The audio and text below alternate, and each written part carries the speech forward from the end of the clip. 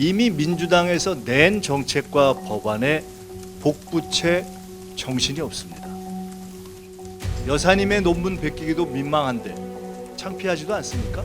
민주당은 시스템 공천, 국민의힘은 시스템 사천입니다.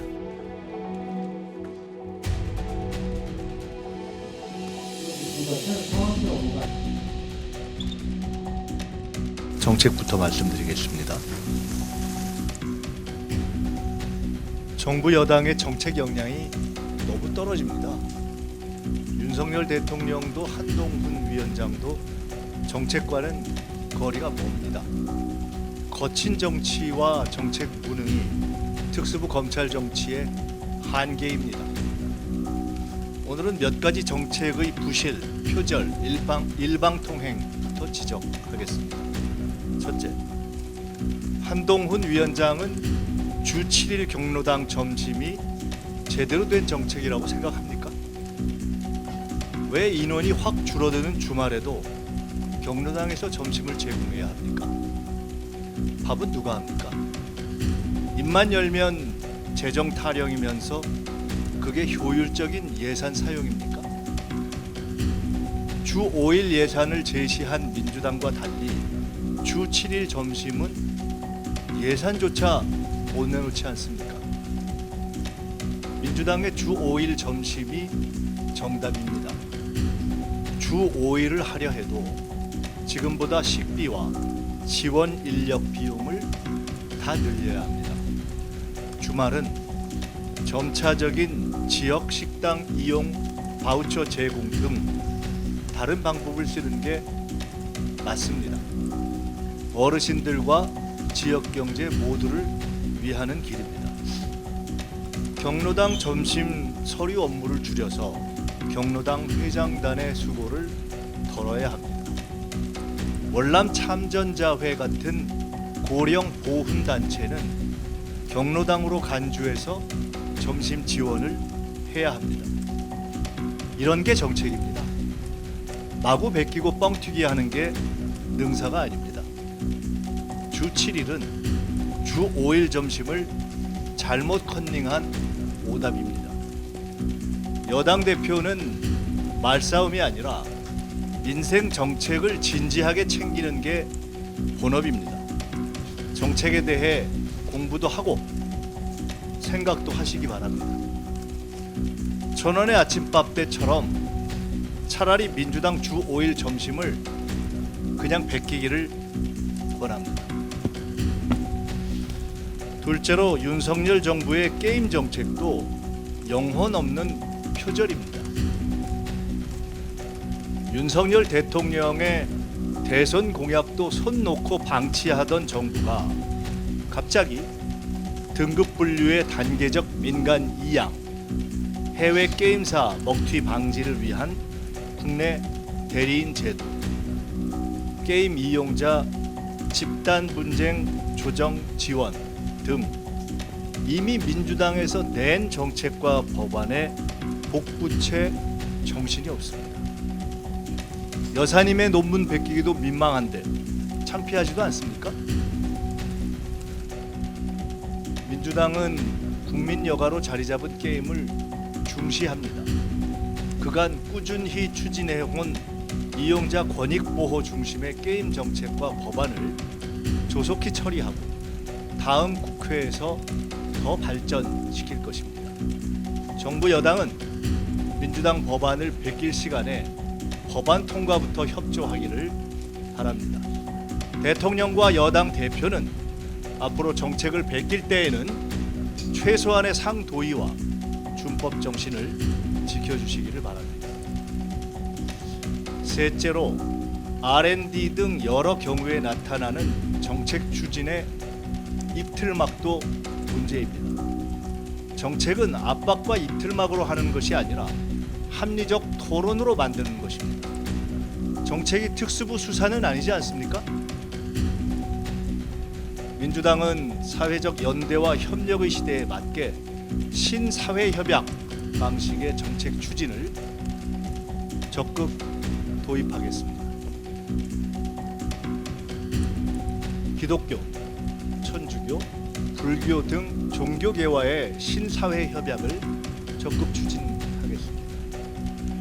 각 지역의 종교 시설과 교인들이 적극 나서고 이를 공공이 적절히 지원 협력하면 아이 돌봄, 장애인 운동 공간 확보, 문화 공간 확대 등 지역사회의 많은 문제를 해결할 수 있습니다.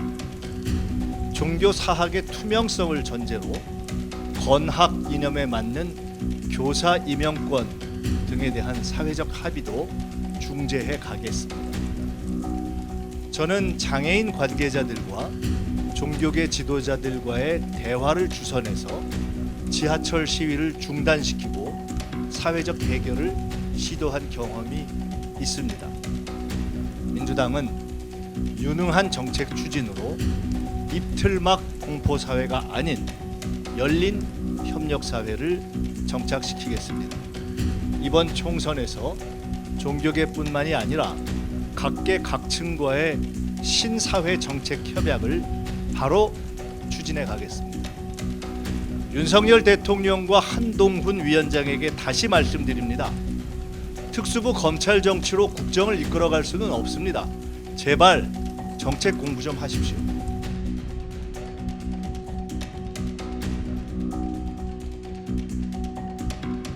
민주당과 국민의힘 공천 차이가 분명해지고 있습니다. 민주당은 경선이 많고 국민의힘은 경선이 적습니다. 현역의 경우는 더욱 그렇습니다. 민주당의 시스템 공천은 8년 전 정해진 기본 틀이 유지되고 있고 국민의힘은 한동훈, 윤재욱에 의한 당무 기여도 채점으로 시스템 사천을 굳혔습니다.